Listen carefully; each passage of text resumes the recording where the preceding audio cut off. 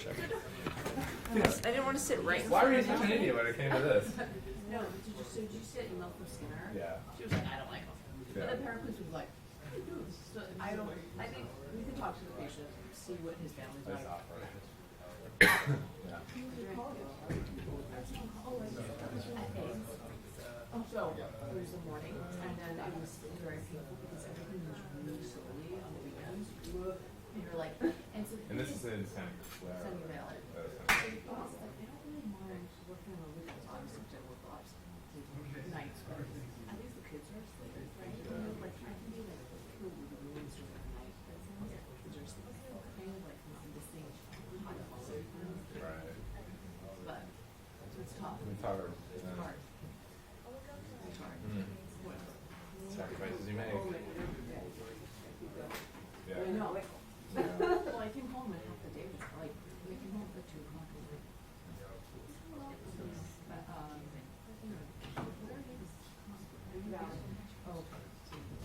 Austin and I are staying together, which is like weird. Yeah, Like, I know. I didn't ask, I'm sure you questioned me, you know. Of course. Make it easy. Yeah, so that's going to be a challenge trying to have us both get over there and change.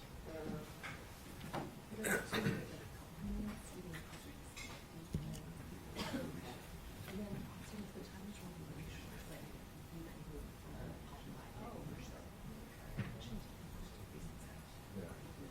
I imagine he has veins, like plumbing veins or whatever. Yeah. So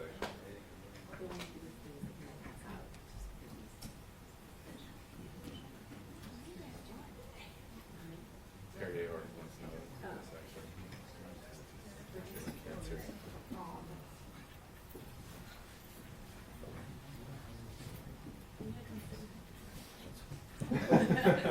I'm happy to see. He's like, What time did you decide on Friday for letting the services know for the residents to be released for the? I think it was 2 p.m.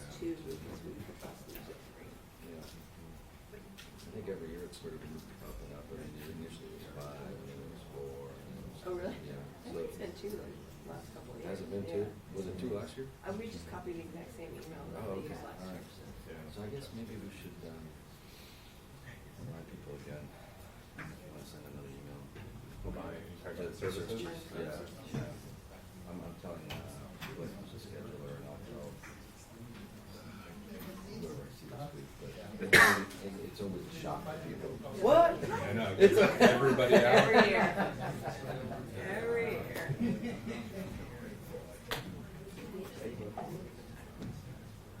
Go ahead. I'm pretty sure. Next year will be 11.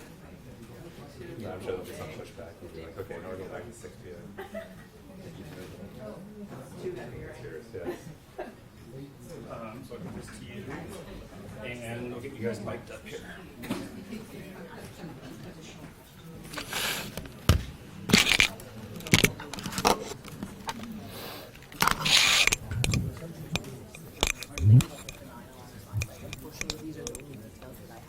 Yeah, I mean, I talked to the people who did the case, but that's, yeah. Yeah.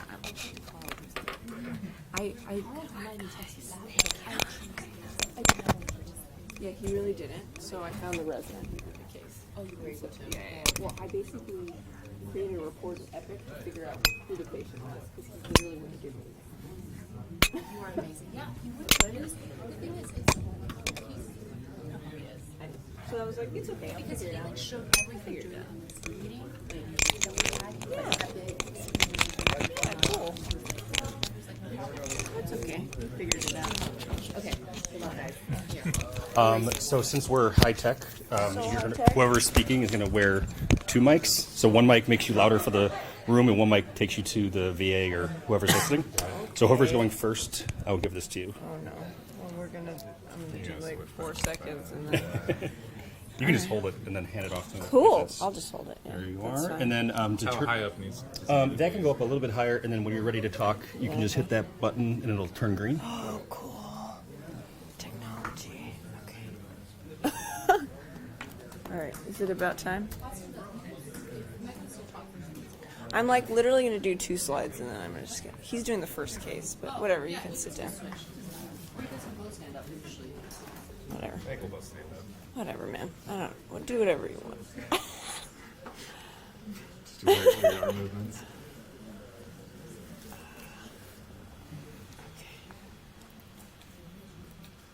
Cool. Hey, is this yours? This is- That one's yours, right? That one's mine. Yeah. Is this already on? No, I think you have to press that button. That one? I'm not sure exactly. This is already on, Hey, right? Rory. Okay. You gonna turn this one on? Nice. Okay, good morning, everybody. I think we're gonna get started. I'll hold this up. For those of you who don't know me, I'm Meghana. I'm one of the chief residents, along with Anna Harter and Austin Schwab. Today, we're doing our very first case conference, so thank you for being here. Let's get started. So the goals of this case conference are to present interesting and or complicated cases for the residents and the faculty to learn from. We really want to create a learning environment that's free from any defensiveness or blame, which is why we as chief residents have volunteered to do the very first case conference. We wanted to present educational points that are related to these complications and integrate evidence-based literature into the discussion so that if any of us run into these complications in ROR, we would know what to do. So I'll hand it off to Austin for the format of the presentations and for the first case. Right.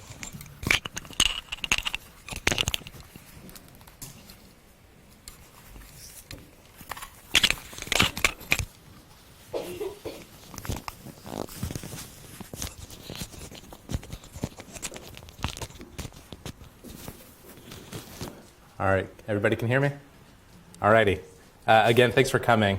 So how we're going to do with the structure of these case conferences will be similar to an M&M, but it doesn't necessarily, these cases have to have a mortality associated with it or significant morbidity. It could be just kind of an interesting case to share information among all classes, so not just CA3s or CA2s separately, but among everybody as well as integrating faculty into this. And so we're going to follow kind of the normal M&M kind of format where we're going to start off with a situation, kind of go through the background of the whole problem, really assess it, summarize it, and figure out what are the different factors that led into either the complication or what made it an interesting case. Review the literature of what things have already been looked at and discussed, and then what kind of changes can we make, or at least keep in the back of our mind when we do experience an event that's similar. And so I will be presenting the first case, which is a left humerus diaphysis fracture. And he underwent a ORIF, an open reduction internal fixation of that fracture. So going into the background, he is a 28-year-old gentleman who is, for the most part, healthy. He did have some mild childhood asthma, but has not had any symptoms into adulthood. His BMI is approaching the obesity range, but it's not because of the centralized fat distribution that he has, but mainly because of significant muscle mass. He looked similar to, oh, my picture's not coming up. It looks similar to what I was going to say, Dr. Macario back in his 20s. It's just totally ripped.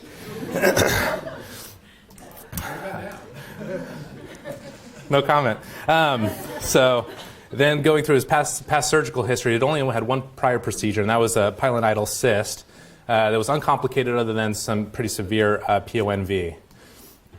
The indication for the intervention was that he regularly competes at these Spartan races, which is a very high-intense obstacle courses, both mentally as well as physically challenging, and his was in Washington State for that year.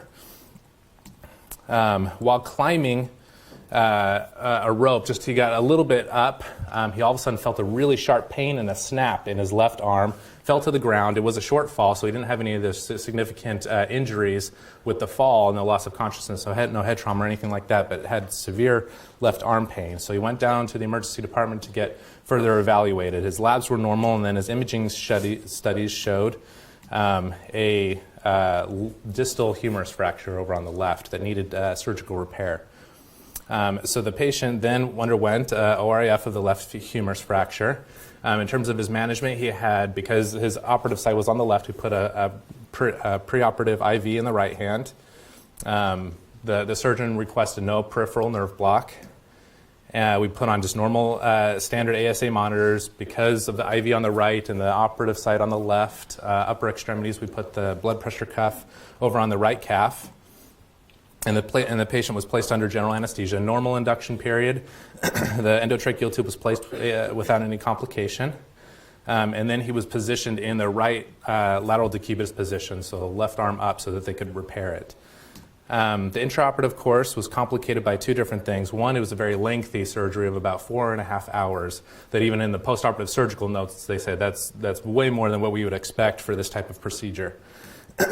And then he had one episode of, it was about 5 or 10 minutes of some hypotension as well as bradycardia.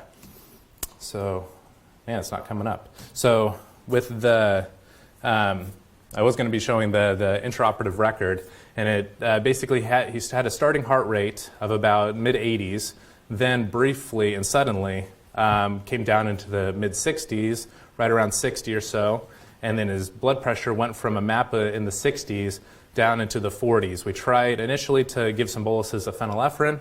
Nothing really improved, and then we eventually switched over to a couple of doses of 10 micrograms of epinephrine, which then increased his blood pressure as well as increased his heart rate back to baseline, and he was totally stable for the rest of the case. We're still not completely sure what was the cause of that hypotension and bradycardia. We're thinking maybe because the arm was up above the level of the heart, that we had a potential of venous air embolism that was very transient, causing some right heart dysfunction, and really just needed a couple of doses of epinephrine to kind of force that air through. But regardless, it was very transient of about 5 or 10 minutes, and then the patient was stable from there on out. Was he getting can you ask questions? Sorry, say that again? Was he was a GA? Yeah.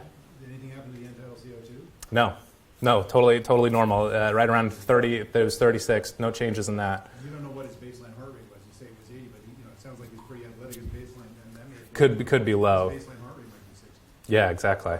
At least for the hour or so prior to that event, it had been about 80 and pretty stable. And so it was an acute change, but then a return to baseline based upon the early part of the case. So you had the blood pressure on the cuff. Did you put it on the arm, the other arm? We didn't. We cycled it a couple of times. But it would have been pretty difficult because they had his arm tucked in like this to try and gain access to. We could have, we didn't think about that. We just kind of cycled it a couple of times, treated it, and then it returned. So we just assumed it was probably some kind of a real physiologic process, not so much because nothing had changed. Like the surgeons weren't over by it. They weren't leaning on it. It had been totally stable, so we didn't really think of anything of like a mechanical problem. Mainly, it was a physiologic problem. It was our thinking. So the patient had an unremarkable rest of the course, and then extubated him, transferred him over to PACU. And in PACU, he complained of right shin pain. This is also over the area where the blood pressure cuff was. So the PACU resident was alerted to the person having pain. And so they kind of assessed and felt that when you put a lot of pressure over that area, the patient had almost complete pain relief by just doing kind of a trigger point with their thumb and some massage therapy. So we're thinking maybe it's just kind of having muscle contractions. And then gave him some ice packs, and patient felt much better. So then post-operative course. So post-op day 0, he continued of having pain, not over his operative side over on the left, but over his right shin pain. When the orthopedic surgeons did their assessment, they found no neurovascular complications or compromise. But nonetheless, they even ordered crutches just to help him with mobility because he had such severe pain there, rating it at times 10 out of 10. And then going the next, sorry, did I hear? Okay, so then the next 24 hours at 2 p.m. on post-op day 1, he continued to complain of now this pain is just unbearable. And when they assessed, when the nurses assessed, they felt like there was some sensory deficits that were going on. And so, what is your thoughts at this point when you're thinking pain, sensory deficits in a limb, though unrelated to the surgical site? Could you describe his position for the surgery? Yeah, so right lateral decubitus. So his arm was up like this. So I guess laying down, and then his other arm was at times on a board to help, and other times they took out the board so they could just kind of do free range, whatever. Hips, knees, ankles, feet. They were all just kind of lying on the bed. Yeah. Yeah. Are there like pillows between his legs, or like what was kind of keeping? Trying to recall. I don't remember us putting specifically pillows or some kind of padding in between the legs. Might have happened. It might not have happened. I just don't remember. You failed history of fasciitis or anything like that? Nope. And was it tense? I mean, did it look like maybe having a compartment syndrome? So that's what they were thinking. And here's the orthopedic physical exam note where they said the compartment was barely compressible. He was unable to move his extensor hallucis longus, and was just minimally able to move his 2 through 5 digits on the right foot, and had moderate to severe pain with dorsiflexion as well as plantar flexion. And so I remember when the person came back from the procedure, they did compartment pressure monitoring, but in the notes they didn't mention what that pressure was. But the patient had a compartment syndrome and underwent an emergent right for compartment fasciotomy. That intraoperative course was uncomplicated, so no hypotension, no bradycardia there. And then the initial neurologic exam, I think it was a couple hours later after this procedure, the findings were improving. And then a couple of days later, he underwent closure of those fasciotomies. And then this is the exam on the discharge summary. So his sensory deficits were improving. And then his motor deficits were, I don't know if you really want to say improving when they say has a flicker of extensor hallucis longus. And then at his 6-week post-op visit, so this patient is undergoing active physical therapy, in the outpatient clinic visit, they said that he now has a 1 out of 5 extensor hallucis longus as well as tibialis anterior improvement, I guess. But nonetheless, he has a pretty severe foot drop, uses an ankle foot orthotic to help with his mobility, and gets active physical therapy for these deficits that he's had. So kind of a real quick summarization. So we have a healthy young gentleman with large muscle bulk, large muscle mass, underwent a lengthy ORIF of his left humerus after a fall under general endotracheal anesthetic in the right lateral decubitus position. The non-invasive blood pressure cuff was placed on the dependent leg, and intraoperative course was complicated by a short period of bradycardia and hypotension. Postoperatively, the patient complained of severe anterior leg pain, progressed to sensory motor deficits, with the eventual diagnosis of compartment syndrome. He underwent a fasciotomy that was uncomplicated, with eventual improvement but not full resolution of his deficits. And so the next section is trying to figure out, okay, well, what are the what could have caused his compartment syndrome?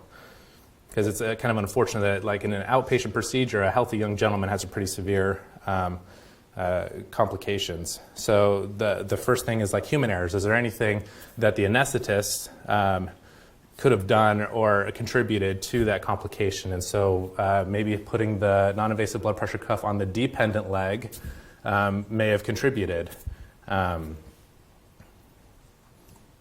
Were there any systems errors? So with this, the procedure was much longer than expected. I obviously have no surgical training, and I'm not exactly sure if the lengthy procedure time was related to a complex surgery versus not necessarily being, expeditious with their dissections and repair.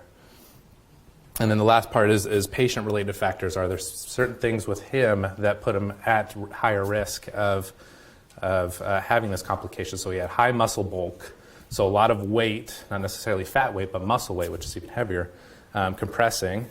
He was in the lateral decubitus position, and then we had this brief episode of unknown hypotension. What potentially these things could all be related and predispose him to have this complication. So looking at the literature, there isn't a lot. There's just a couple of either small case series or case reports of this ever happening. And so we have 3 studies which show that in the contralateral limb, so the dependent limb, whether it's upper extremity or lower extremity, suffered compartment syndromes. And they're all related typically to these risk factors of obesity, prolonged operative time, and then the lateral decubitus position. So for him, he just about falls in each one of those categories. Obesity, not again because of fat distribution, but because of muscle mass. He had a prolonged operative time and then was in the lateral decubitus position the entire time. And so there is a small association of in the lateral decubitus position and having compartment syndrome on the well limb. And then this last study had to do with a non-invasive blood pressure, automated non-invasive blood pressure cuff being attributed to, directly attributing to the compartment syndrome of a patient who had tremors and a movement disorder. And so every time the blood pressure cuff would go off, because of the tremor, it couldn't really analyze it well. So then 1 minute later it would go, couldn't really analyze it well. Then 1 minute later it would go again. And so you had very frequent cycling, and then it caused a compartment syndrome. So trying to kind of extrapolate potential recommendations. These obviously are not kind of completely great evidence on changing your practice, but just thoughts that you can have that may decrease the chance of a person having this complication is to place the non-invasive blood pressure cuff, if they're going to be in the lateral decubitus position, put it on the independent limb. If you have to do it on the leg, or I guess most likely not on or on the arm. It also helps with our surgeons seeing the blood pressure. Another separate thing is that you can put 2 non-invasive blood pressure cuffs. So one on the leg and then one on the arm, and then cycle them alternatively. Also kind of seems like extra work, but and it's not completely evidence-based, but thoughts that you can kind of run through if the person's at a high risk for those for this compartment syndrome. Another one is to avoid frequent cycling. So we were cycling this at every 2.5 minutes. And if you think, okay, this was an ASA1 patient having an ORAF, not a complicated high blood loss procedure, we probably could have cycled it every 5 minutes. But then you're like, well, what about that episode of hypotension? We might have completely missed it. So it's hard to say, but I think in this patient we probably could have extended it to every 5 minutes just to kind of help them with that. And then another one is of course, encourage surgical efficiency. It usually works well. Yeah, trying to find a tactful way of doing that is the hardest part. But so this is that first case. So things that I have learned and will change in my own practice is to try to put that blood pressure cuff on the independent leg. And I remember one attending when I kind of talked about this case, he said what he does is rather than putting the blood pressure cuff over the actual calf muscle, gastrocnemius, the soleus are over there, that he puts it more around the ankle where you don't have as much tissue compressing for every cycling of the blood pressure, and feels that he gets just as accurate a reading as he does up higher on the leg. And so I think those are the two things that I'm going to incorporate in my practice based upon kind of the events of this case. Any questions? Things that need to be brought up? Yeah. What about SCDs are the other portion there? Yeah, true. They may malfunction. Now, I know they don't have the same pressure, they don't go up to the same pressure as someone has a blood pressure cuff, whether there's any literature around SCD malfunction. Yeah, I never really thought about that, but we're always putting them on, right, in any position. I'll look into it and let you know. How long was the interval between the time they gave the guy the crutches and the time they did the fasciotomy? I mean, when they gave the crutches to the person, somebody should have said, well, this isn't normal. Right, when I was looking through the notes, I was like, that wasn't a red flag. Said, something is definitely wrong here. We're giving a guy crutches to walk. Why, and really figuring out what was wrong then. Yeah. So if it was a short period of time, it doesn't make a difference. But if it was like, Yeah, if I remember right, so the procedure was in the morning. So post-op day 0 in the evening is when they ordered the crutches, and then he went for the fasciotomy it was like 24 hours later. sometimes a resident will call you up and say, we're doing a case tomorrow. It's a 35-year-old, totally healthy guy. He had a completely negative cardiac catheterization. And then they just keep talking, well, wait, time out. Mm-hmm. 35 Cardiac catheterization, what yeah. is that? Right. So I mean, it's sort of like there's something there that says, hey, we need to investigate this further. Mm-hmm. Okay. All right. That's not like a criticism. I don't know. No. No, good. Good. Okay. Well, then we will move on to our next case.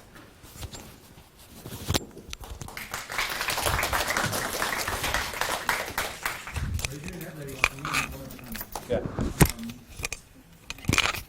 experience, I've reviewed a lot of cases with anesthesia record keepers, and if we can get the Q1-minute data from like the pulse oximeter and the inside of the CO2, it'd be worth going back and looking at it, because I wouldn't be surprised if there was a transient something that happened. But if you only have every 5-minute values, then you may not see it. But somewhere in the computer, there may be the 1 minute. Yeah, I do remember real time when we were looking at things and trying to figure it all out. And I would not ever go down. This goes along with what Dr. Brockman was saying. Maybe it was a mechanical problem. Once we picked up the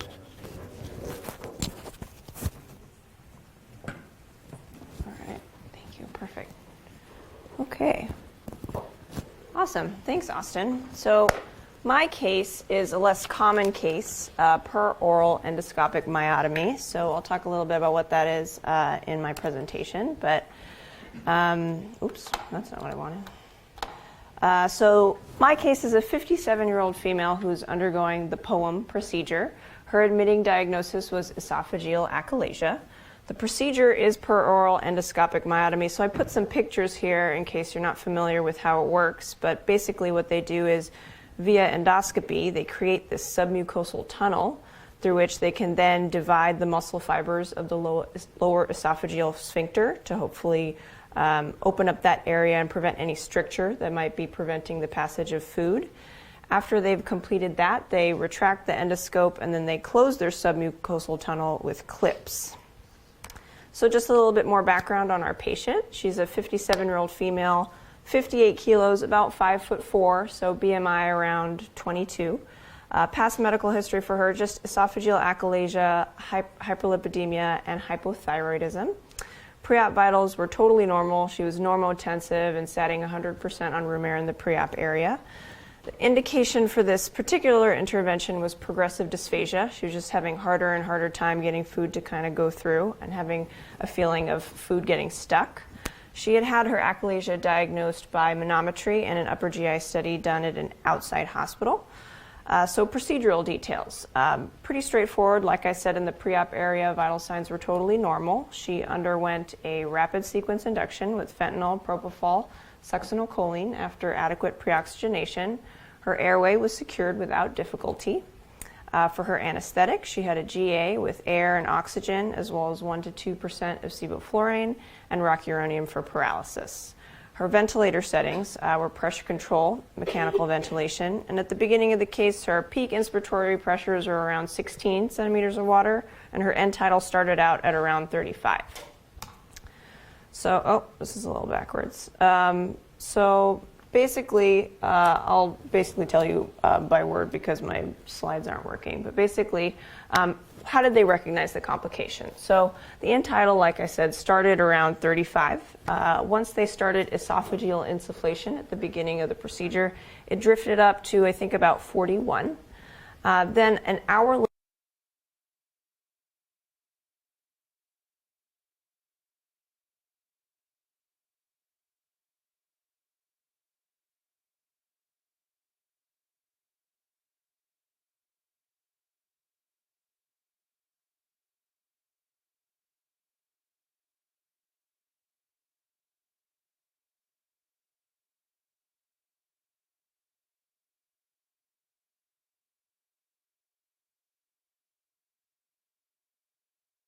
this is the vital signs tracking for the case, just to kind of give you an idea of how quickly the hemodynamics changed. But what do you think could have been going on? Put yourself in the shoes of this anesthetic team. Yes, Andrew. Sure, yeah. So air could be going somewhere else instead of just the esophagus. That's definitely possible. Anybody else? Otherwise, pretty young, healthy lady. Could she have had a cardiac event, maybe? Anaphylaxis, definitely. We gave a lot of different drugs. It is an hour into the procedure, but yes, again, definitely possible. That's a great question. Why would you want to examine the abdomen? It's a very good point. All right, so let's see what they did. So at that point, they're in PEA arrest, so they follow their ACLS algorithm. The patient ends up getting epinephrine 1 milligram times 3, vasopressin 20 units times 1. In order to manage the hemodynamics a little bit better, they decide to place femoral arterial access. When they go down to the groin, they also happen to notice that the abdomen is quite distended. They alert the surgeons at that point, and then the surgeon places a needle into the abdomen to decompress that area.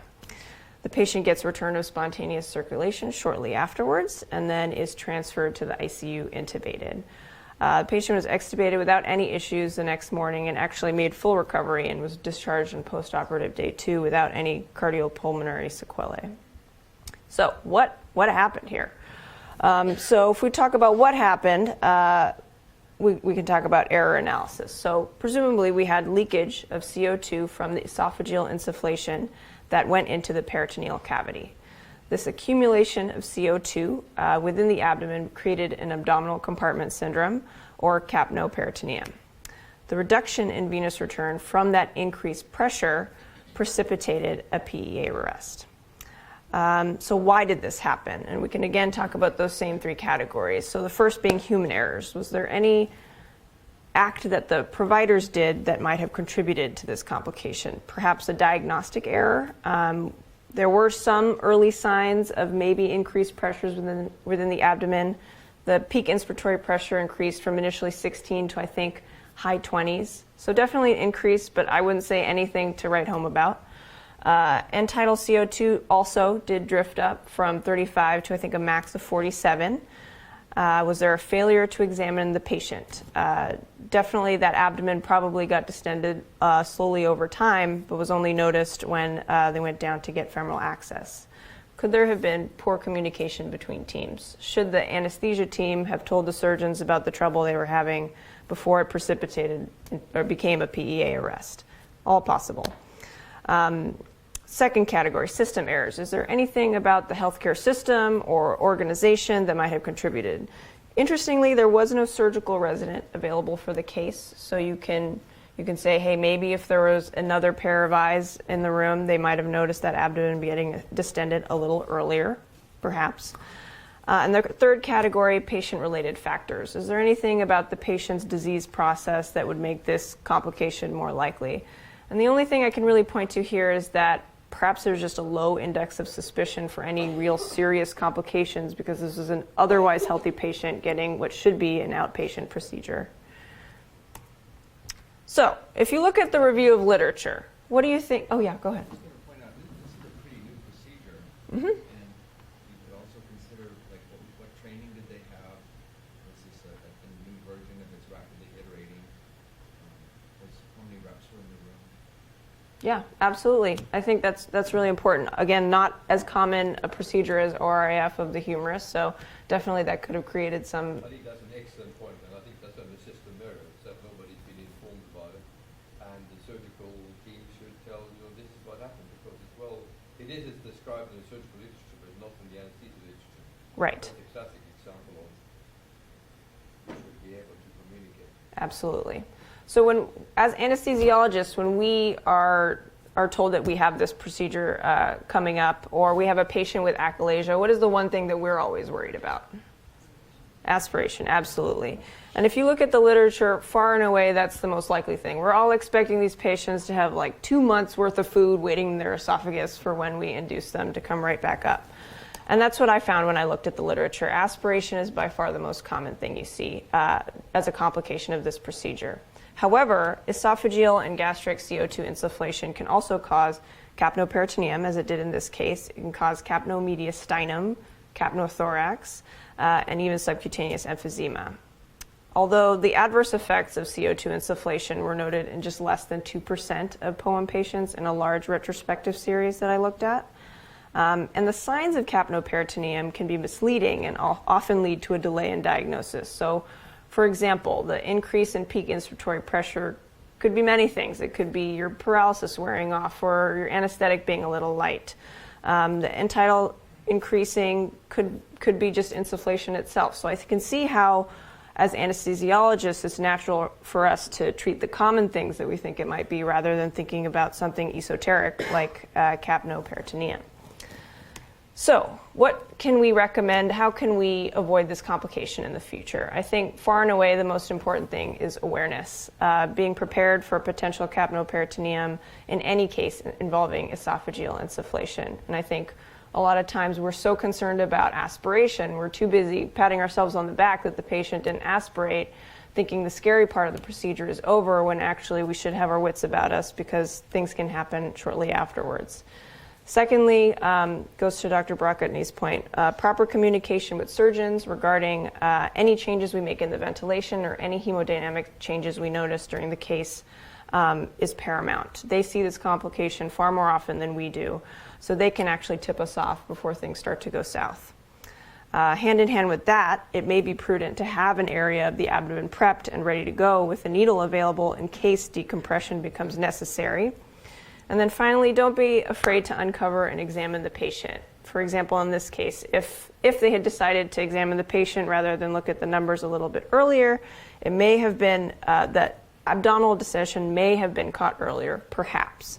But it's always a good idea to go back to physical exam when things just aren't making sense. And I wanted to open it up to everybody else in case anyone else has any thoughts. Yeah, Dr. Lawrence. You also see this on a regular basis when you do a laparoscopic hiatal hernia recheck. Sure. Right. Anything with esophageal or gastric insufflation. Yeah, Kelly. What's the regular insufflation pressure in these cases? Because she was only 58 kilos. Do you think that She was only 58 kilos. Yeah, I don't recall the pressure they used offhand, but maybe somebody else knows what pressure they used, but I don't recall offhand. Yes? Can you describe the draping of a patient like that? Like how much of the patient can be perceived? You see the whole abdomen. Yeah, it's not a sterile procedure, so there shouldn't be any large draping over the patient. I think the only thing covering the patient at that point was the gown. Again, if there had maybe been more eyes in the room taking a look at the patient. It's also interesting in terms of where everybody stands. Often the surgeons are in where we consider our anesthesia space, so that may have contributed to the problem as well. But there shouldn't be any large drape unless they decide to prep the abdomen in advance, which they didn't in this case. I think what was unusual in this procedure that it happened so quickly after the start. Right. Well, it was an hour into the procedure, but when it did happen, it happened very quickly. Yeah. So I think that in these circumstances, you mentioned you get subcutaneous emphysema. Well, that actually happens. So if you are concerned about it, but the first thing, nobody really knows what starts first here. Is it the CO2 going up? Is it the pressure going up, or they all go together? But I do think if you find some changes like that, then I think it's a good thing to put your hand in. It's so easy to feel if it's in a surgical emphysema. And if you find that, now you know this is going to go one way if you don't do something. Yeah, absolutely. I think this case presented in a pretty dramatic way with a PEA arrest, but often what you see is respiratory parameters changing a little bit earlier, and that's kind of what tips you off to maybe start feeling for subcutaneous emphysema. Usually the CO2 goes up sky high. Right. And in this case, strangely, it didn't. It went up to about 47, I think, was the maximum that we saw. Harry, is it leakage from the esophagus into the Yeah, it's just diffuse, in the chest. It's amazing to get that high of pressure in the abdomen and going down. And I can see it at the thoracic.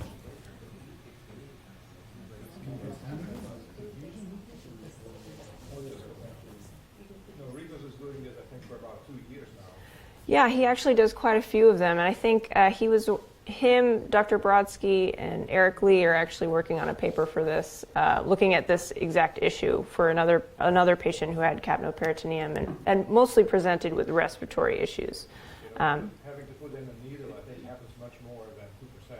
I think it's more like 10 or 10%. It actually happens more at our institution than what I could find in the literature. So, Well, it depends on the pressure. but we also do the procedure a lot, I And the think. length of the procedure, the amount of air you're pushing in. Yeah, absolutely, absolutely. Some Yes. wrote a book called Crisis Management and Anesthesia, and at the end of it, they say these are the sort of the lessons learned. Listening to you? Somebody, some guy. But one of the things at the end, they said these are sort of the lessons learned. One is when things go south, take the drapes off the patient and look at the patient, because we got that right, or am I making that up? Yeah. Because so often there's something that, you know. The other thing is have a low threshold for putting an echo in. We had 5 deaths, we had 2 clean kills and 3 near misses with level 1s in Michigan. And the only reason we found it was somebody put an echo in. So when you have something like this, you know, the pressure drops, the heart rate drops, you're not sure what's going on, stick the echo in and just look at the heart. Absolutely. Yeah, I think this patient got CPR for about 10 minutes. So the time required to call for help, get the crash cart, do 3 rounds of epi and vaso, and get femoral access, I think by the time all of that was over, they had decompressed the abdomen. So, yeah, uncovering the patient. Another systems issue. Yeah. Where was this procedure carried out? It was in the main OR. And are they ever carried out in other types of settings? I can imagine they are. I think we do most of ours here in the main OR. But I can imagine them being done at least in the ASC. I probably wouldn't do that. I mean, you could probably do them in endoscopy in other locations, but we do most of ours in the main OR. Yeah.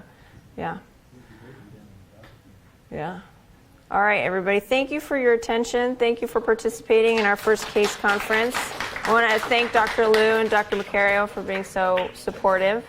You'll hear from us in about a week about how much you enjoyed this. We want your feedback so we know whether or not to do more of these. Thank you.